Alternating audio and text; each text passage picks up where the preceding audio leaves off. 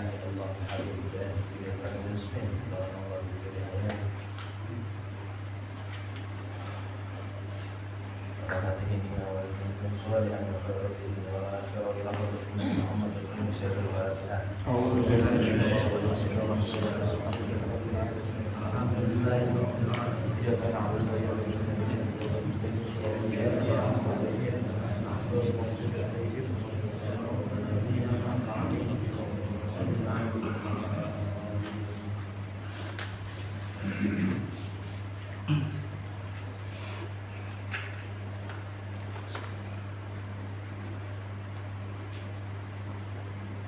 Bismillahirrahmanirrahim.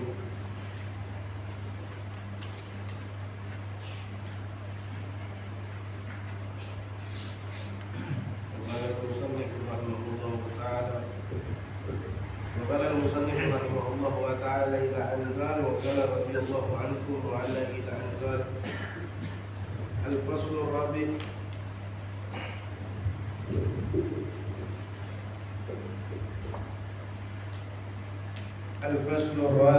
في أن الفضيل العلم خير من كثير العبادة. عن أبي أمامة الباهلي رضي الله عنه قال ذكر لرسول الله صلى الله عليه وسلم رجلان أحدهما عابد والآخر عالم. قال رسول الله صلى الله عليه وسلم فضل العالم على العابد كفضلي على أدناكم. وقال صلى الله عليه وسلم بين العالم والعابد 100 درجة بين كل درجتين خضر الجواد المضمر 70 سنة. ذكره في الإحياء. وورد أيضا مرفوعا مجلس فقه خير من عبادة 60 سنة. وعنه صلى الله عليه وسلم خير دينكم أيسره وخير العبادة الفقه. وعن أبي ذر رضي الله عنه أنه قال لي رسول الله صلى الله عليه وسلم يا أبا ذر لأن تغدو فتعلم آية من كتاب الله خير لك من أن تصلي 100 ركعة ولأن تغدو فتعلم بابا من العلم علم به أو لم يؤمل خير من أن تصلي 1000 ركعة. وعن أبي ذر وأبي 1000 ركعة. Roka'ah itu nggak sama, beda. Roka'ah itu beda.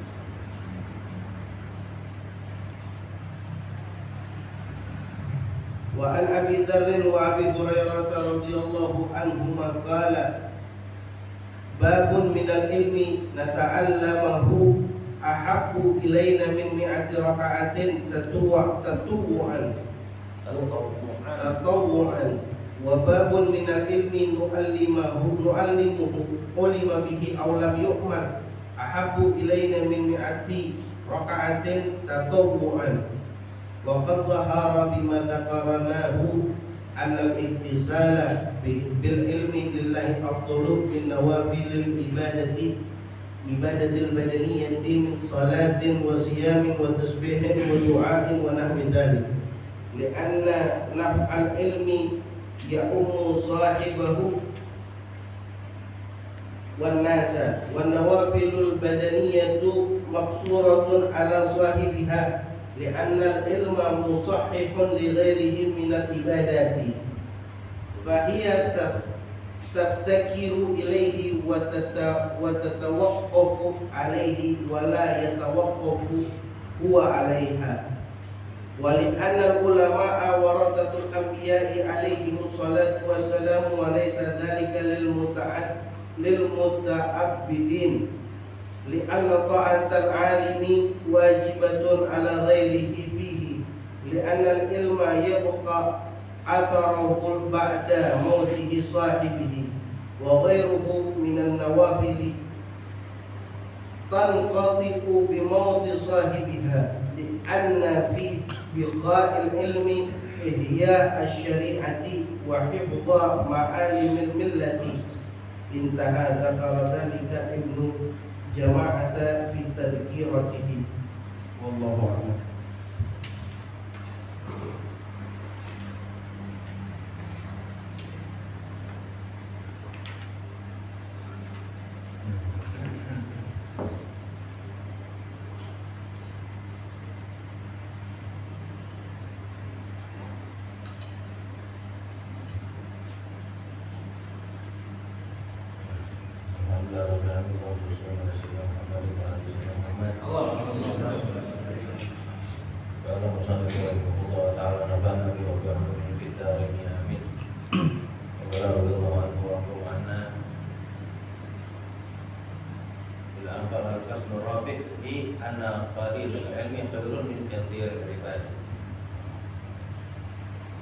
Ada Bang Nanti. Wajib. Oh iya, udah tapi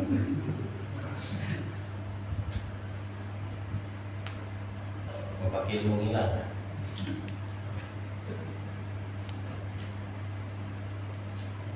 Ini kenapa? Dari jalan nasihatnya. Susah. Dalam bab pasal keempat dari apa namanya nomor pertama. Insyaallah banyak.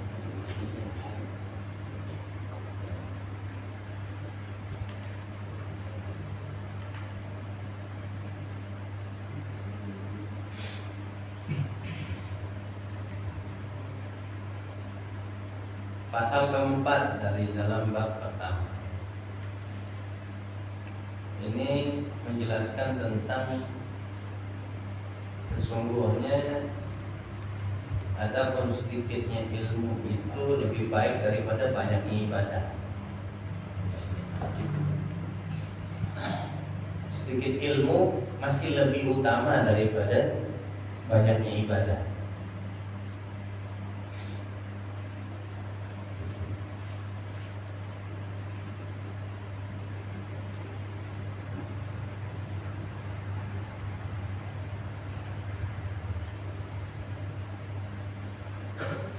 Orang kalau banyak ibadah nggak ada ilmu, salahnya banyak, tidak tahu. Udah gitu pola pandangnya sempit,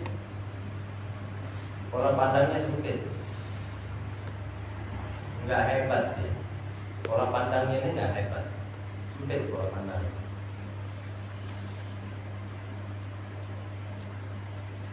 Udah gitu dia nggak tahu banyak jalan menggapai maghfirahnya Allah, menggapai ridhonya Allah, tapi nggak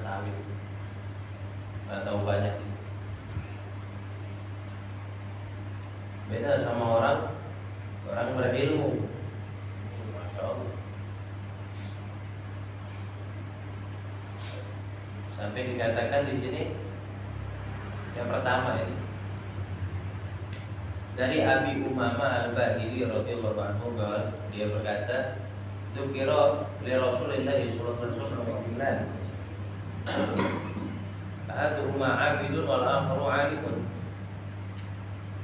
Faqala Rasulullah sallallahu alaihi wasallam, "Fadlul 'alim 'alal 'abid kafadli 'ala adnakum."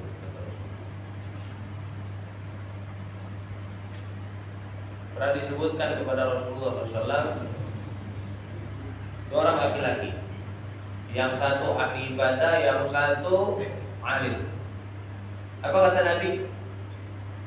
Biar kamu tahu ya, keutamaan orang berilmu itu terhadap orang ahli ibadah itu seperti keutamaanku kepada kalian yang paling apa namanya, paling rendah. Dalam arti paling rendah ini paling akhir masuk Islam. Bayang itu kalau di Ihya itu Imam Al-Ghazali ngasih apa namanya, rambu-rambu keras itu. Kita bayangin ini makom macam apa ini yang Allah berikan kepada orang berilmu, sampai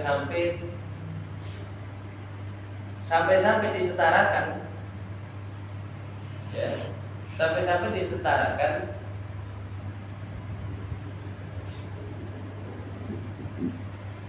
apa namanya, derajat orang tersebut oleh derajatnya Nabi. Oh, istimewa banget. Yang ngomong Rasulullah kan?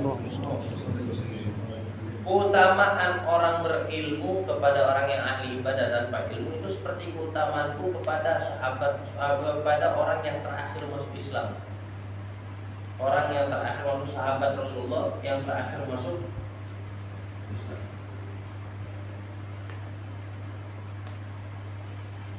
Oh, ini derajat sangat istimewa kata Imam Al-Ghazali. Bahkan sampai diungkap oleh beliau, baginda sallallahu alaihi wasallam,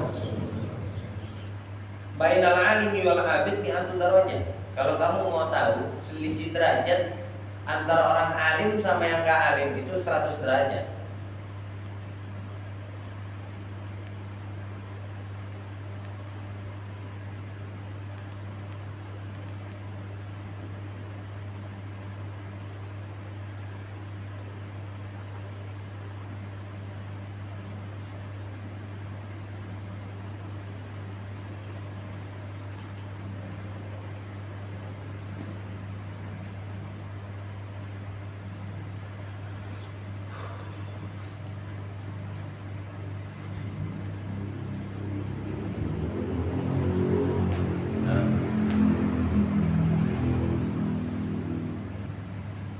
Derajat selisih derajat antara orang berilmu sama yang tidak berilmu itu 100 derajat kata Rasulullah.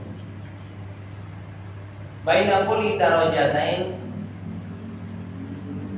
antara derajat yang satu ke derajat yang satunya lagi, khubrul jawad bil mutmari sab'ina sana. Itu jaraknya seperti jarak yang ditempuh oleh seekor kuda yang jago lari. Kuda jago lari itu yang dari gemuk diatur pola makannya, dibikin kurus sampai ramping. Itu kan larinya lebih cepat itu daripada kuda pada umumnya. Kuda pacu. Itu maksudnya.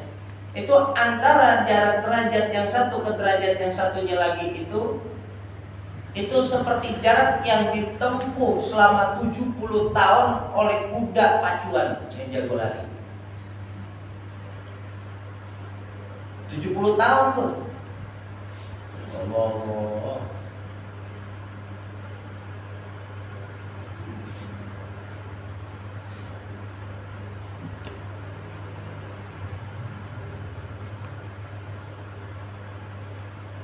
Masya Allah ya.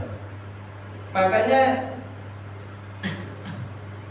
diriwayatkan juga di dalam riwayat yang marfu, Rasulullah SAW katakan dalam sabdanya, majlisu fiqhin khairun min ibadati sittina sana.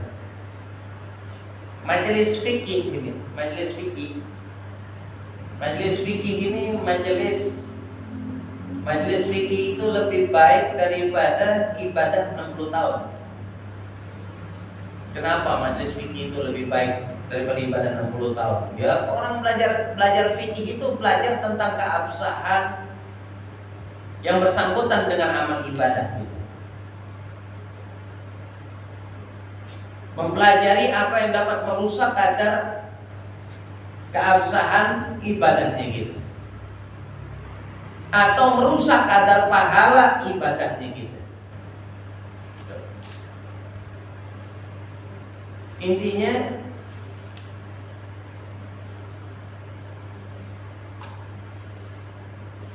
Intinya orang kalau berilmu jalanin agama jadi mudah gitu.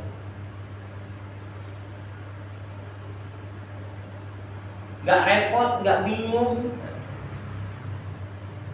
Makanya kata Nabi SAW, khairu dinikum aisaruhu, sebaik-baiknya agama yang kamu jalankan itu yang paling mudah. Wa khairul ibadah al-fiqih, dan sebaik-baiknya ibadah fikih. Maksudnya apa? Ibadah dengan fikih. Ibadah kudu tahu ilmunya. Ibadah kudu tahu tuh tata caranya, aturan-aturannya, dan aturan itu semua ada di fikih.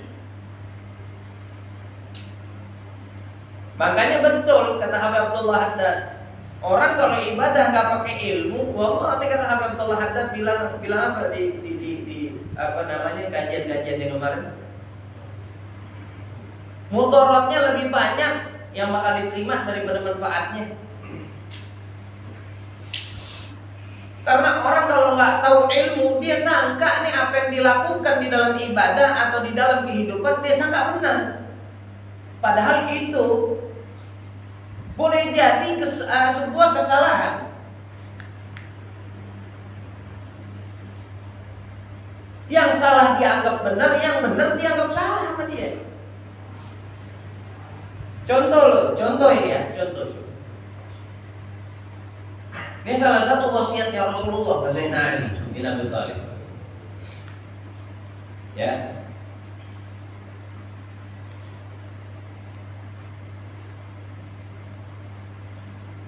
Kata Rasulullah, "Ya Ali, inni usika al-yawma bi wasiyatin." Ya Ali, pada hari ini aku kasih kamu wasiat. In anta hafidtaha ishta hamidan wa mutta syahidan wa ba'athaka Allah yaumal qiyamah faqihan aliman. Kalau kamu jalanin wasiat aku ini, kata Rasulullah, kalau kamu jalanin wasiat aku ini, maka kamu akan hidup dalam keadaan terpuji, dalam keadaan dipenuhi dengan kenikmatan oleh Allah. Dan andaikan kelak kamu meninggal dunia, kamu akan meninggal dunia dalam keadaan syahid, kata Rasulullah. Dan setelah itu Allah akan membangkitkan kamu di hari kiamat dalam keadaan faqih, alim.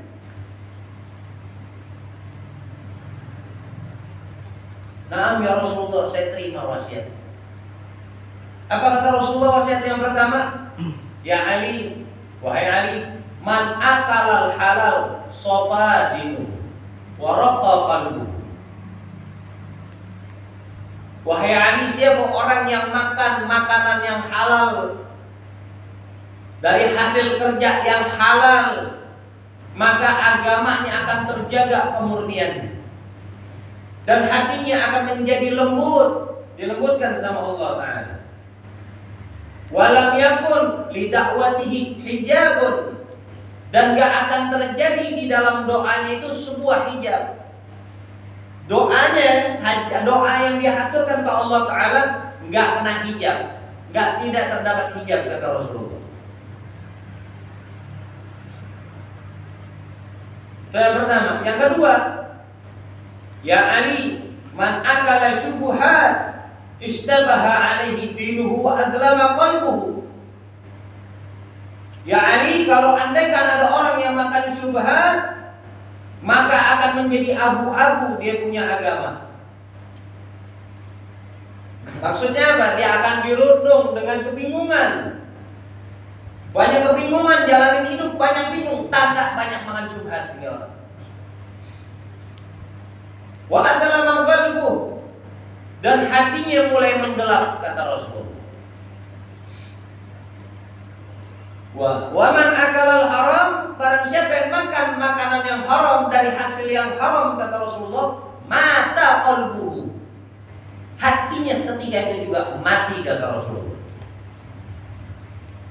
Wa khaffa dinuhu, dan menjadi lemah agamanya dia. Gak peduli sama agama, gak punya ghirah sama urusan agama. Seakan-akan perjuangan di dalam memperjuangkan menjaga agama gak lagi penting buat dia. Ini tanda banyak makan haram ini orang. Hati-hati.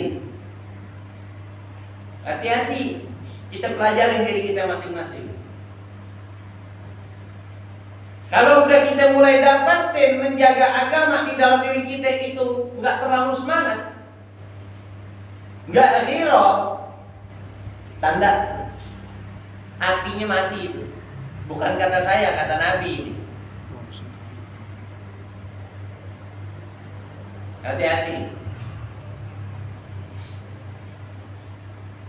Lebih asyik nongkrong, lebih asyik guyon daripada mikirin gimana caranya menyambungkan perjuangan Nabi semaksimal mungkin di zaman kita hidup ini. Ini bahaya. wa dha'afa yaqinuhu, dan akan menjadi lemah keyakinan dia sama Allah Ta'ala. Dia punya yakin sama Allah lemah. Wa hajaballahu da'watahu, dia punya doa dihijab sama Allah Ta'ala.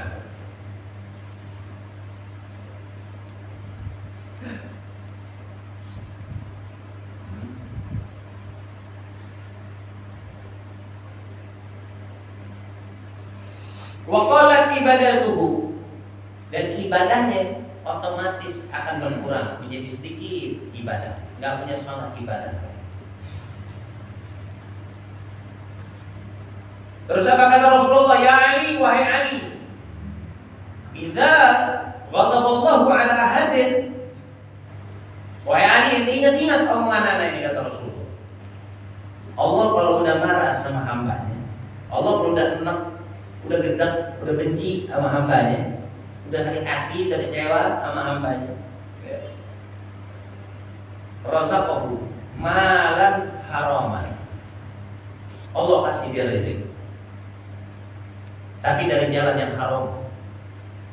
Allah gampangin dia buat dapetin rezeki yang haram, itu tanda Allah marah sama dia, Allah gedek sama dia, Allah enak empat benci sama dia.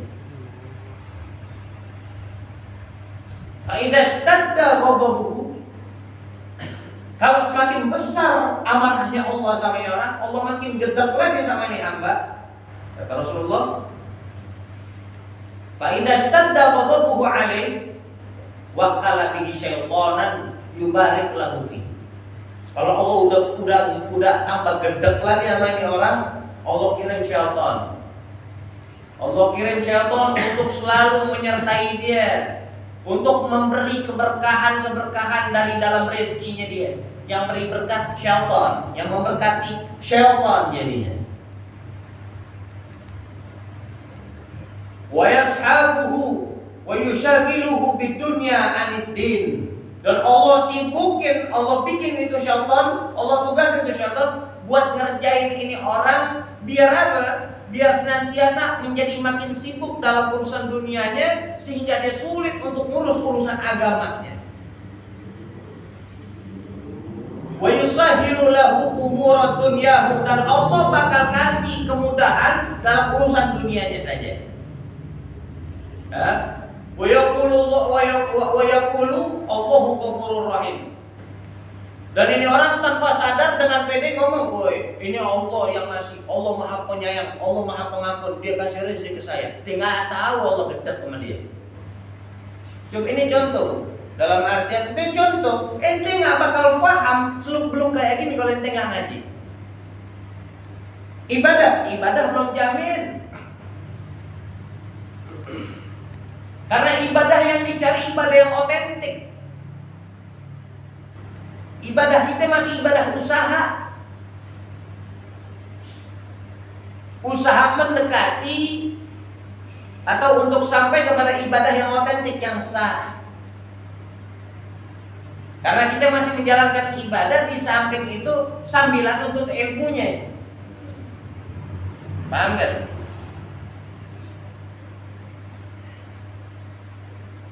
Makanya kata Rasulullah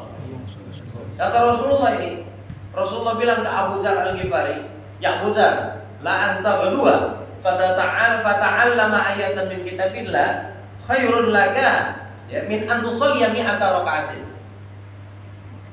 Abu Dzar, kata Rasulullah, jika kau keluar di pagi hari untuk mempelajari satu ayat aja dari Al-Quran atau ayat dari Al-Quran, maka itu lebih baik buat kamu daripada kamu mengerjakan sholat sunnah sebanyak 100 kali, 100 rakaat. Satu ayat, inti belajar satu ayat Quran, keluar pagi-pagi ente buat belajar satu ayat Quran, itu lebih afdal daripada apa? Daripada ente sholat sunnah 100 rakaat. Terus apa kata Rasulullah? Walanta berdua, fata'allama baban minal ilmi umila bihi aw lam yu'mal khairun min an tusalliya alfa raka'atin. Tapi lain hal kalau kamu keluar di pagi hari untuk mempelajari satu bab dari ilmu, maka itu ilmu kamu amalin atau enggak kamu amalin akan menjadi lebih afdal daripada kamu sholat sunnah 1000 rakaat, kata Rasulullah. Karena pentingnya peranan ilmu. Ilmu ini kunci selamat. Makanya dikatakan Allah kalau udah empat sama hambanya, buat ibadah itu udah dipersulit sama Allah Ta'ala. Dipersulit dia buat ibadah. Dipersulit dia buat ibadah. Nuntut ilmu. Nuntut ilmu salah satu ibadah yang afdal. Bahkan boleh dikatakan paling afdalnya ibadah ini nuntut ilmu. Lain hal kalau itu udah alim. Berarti ini sholat kalah afdal. Oh, enggak begitu cerita. Seimbang ini afdalnya ini. Enggak ada yang kalah, enggak ada yang menang kalau amalan afdal itu. Sholat amalan paling afdal. Nuntut ilmu amalan paling afdal. Ini amalan yang makomnya tinggi-tinggi ini. Paham? Biar paham.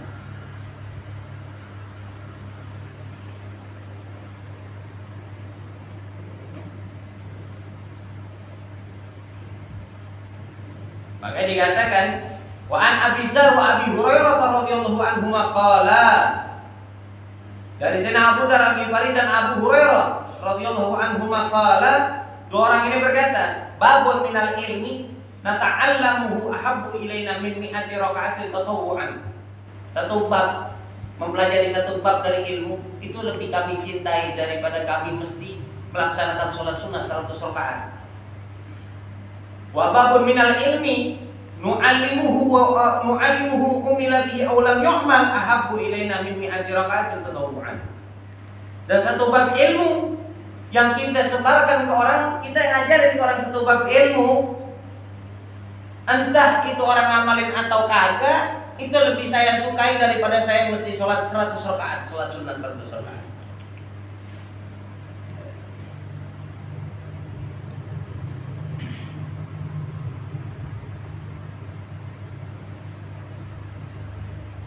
Maka waqad dhahara bima zakarnahu, maka sungguh tampak jelas, sudah jelaslah dari apa yang kami sebutkan bahwasanya al-istighalah bil ilmi lillahi, menyibukkan diri untuk menuntut ilmunya Allah Ta'ala karena Allah Ta'ala, ikhlas karena Allah Ta'ala, afdalu min nawafilil ibadatil badaniyah, itu lebih afdal kedudukannya daripada mengerjakan amal sunnah yang amal sunnah yang fisik sifatnya, yang zahir. Kayak sholat tadi kan amal zahir. Ya, min sholatin dari bangsa sholat, wa siyamin dari bangsa puasa, wa tasbihin dari inti wirid, zikiran, doa inti berdoa dan lain-lain. Pokoknya ibadah badaniyah, ibadah badan, ibadah zahir. Ya, ibadah zahir, wirid, semuanya itu ibadah zahir masuk. Sholat, puasa, ibadah zahir. Kalah afdal daripada ente nuntut ilmu. Karena Allah Ta'ala kedudukannya itu kalah afdal sama orang yang nuntut ilmu karena Allah Ta'ala. Kenapa? Li'anna naf'al ilmi ya'ummu sahibahu wan nas. Karena manfaatnya ilmu ini ya'ummu, menyeluruh, kompleks. Manfaatnya lari ke orang yang belajar plus ke orang lain manfaatnya. Kalau orang alim, orang punya ilmu, muamalat sama orangnya beres. Contoh aja, bisa muamalat sama orang lain, sama orang sekitar. Orang kalau punya ilmu, tahu cara bersikap, beradab, berakhlak sama orang lain. Tahu semua. Sebelum dia ajarin aja ilmunya ke orang lain, manfaatnya udah sampai ke orang lain. Dia nggak mendatangkan mudarat ke orang lain. Nggak ada didatangkan sisi mudarat ke orang lain. Kalau dia ngomong, dia nggak nyinggung orang. Kalau ada orang dia jamu, tambah lagi dia disebarin ke orang, dijelasin ke orang, tambah lagi. Orang bisa merasakan akhirnya manfaatnya ilmu besok. Di saat orang punya ilmu, dia bisa ngamalin itu ilmunya. Coba kalau ente zikir, ente puasa, manfaatnya cuma ke diri ente tok itu. Nggak menyeluruh, nggak jadi kompleks itu. Nggak bisa kecipratan kemana-mana itu.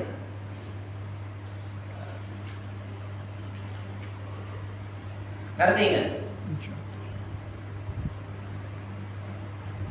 Wa nawafilu al-badaniyatu maksuratun ala sahibiha. Dan adapun amal-amal ibadah yang sunnah itu yang bersifat badaniyah, amal ibadah sunnah yang badaniyah yang kayak tadi Anda sebutin, maksuratun ala sahibiha. Itu hanya terbatas teruntuk orangnya saja yang ngamalin.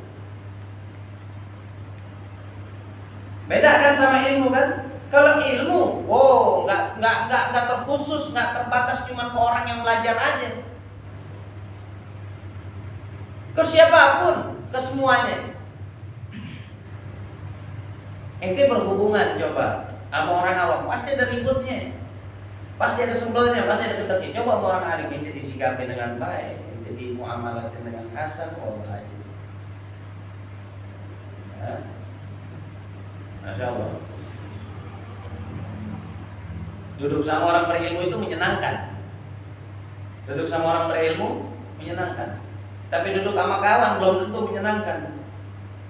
Belum tentu menyenangkan. Kadang-kadang ada kata-kata dia nyinggung, ada sikap dia gak enak di hati kita. Kita mau ngomong gak enak, kita mau nasihatin gak enak. Kan begitu. Wali'anna al-ilma musahihun li ghairihi minal ibadat.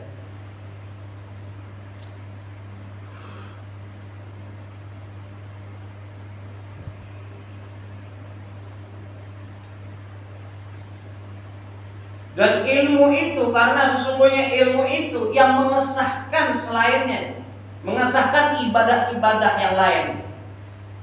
Ente punya sholat bisa disahkan dengan adanya ilmu. Ente punya puasa, sah enggaknya bergantung sama ilmu. Dan lain-lain ya. Oke? Fahiyat taftakiru ilaihi wa tatawaqqafu alaihi wa la yatawaqqafu huwa alaiha. Senang ada bahasa-bahasa kayak gini. Taftakiru ilaihi wa tatawaqqafu alaihi wa la yatawaqqafu huwa alaiha. Ya salam, bahasa keren. Karena semua ibadat bergantung butuh sama ilmu. Keabsahannya itu bergantung sama ilmu. Tapi ilmu gak bergantung sama ibadat. Ya salah. Ilmu mandiri. Keberadaan ilmu gak butuh sama ibadat. Tapi ibadat butuh dan bergantung sama ilmu. Ajib ya? Istimewa.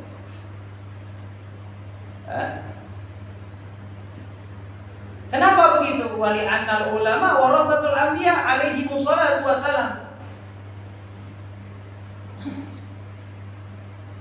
Dan karena sesungguhnya orang berilmu itu pewarisnya, warisan-warisannya para nabi. Walaisa dzalika lil muta'abbidin. Dan orang ahli ibadah bukan warisannya nabi. Bayangin. Kok jadi istimewa orang berilmu? Ya jelas orang berilmu pangkatnya lebih istimewa daripada orang yang ahli ibadah tanpa ilmu. Pangkatnya orang berilmu itu pewarisnya Nabi, warisannya Nabi ini orang berilmu. Dia jadi warisannya Nabi karena di dalamnya ada ilmunya. Lain sama orang ahli ibadah bukan warisannya Nabi. Bukan.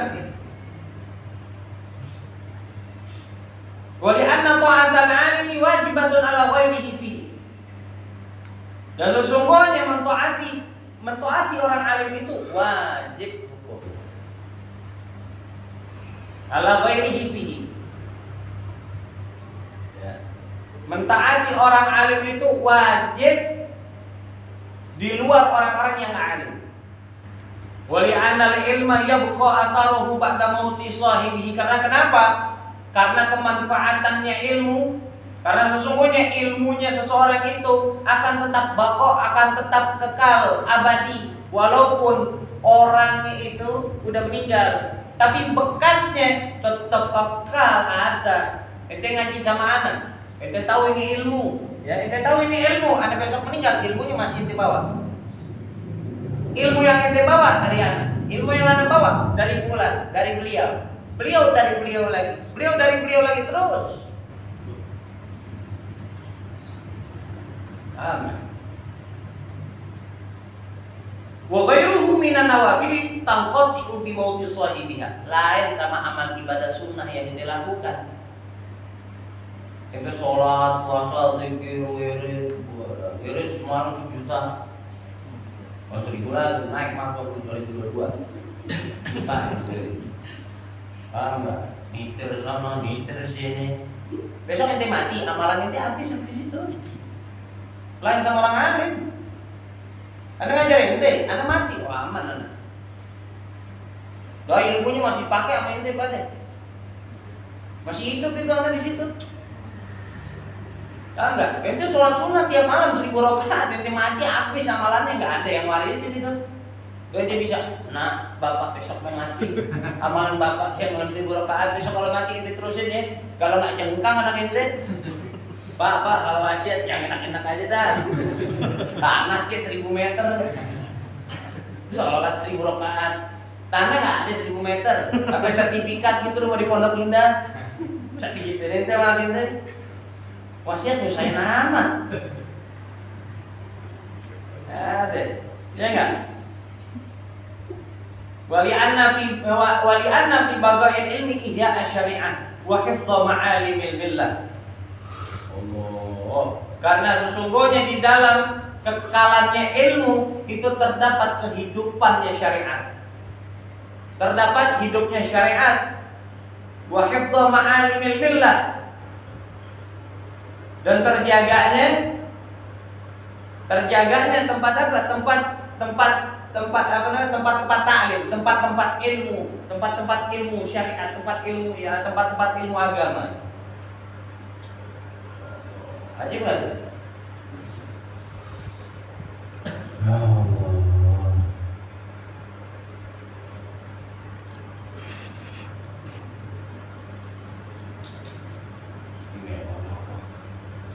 Wallahu a'lam bishawab.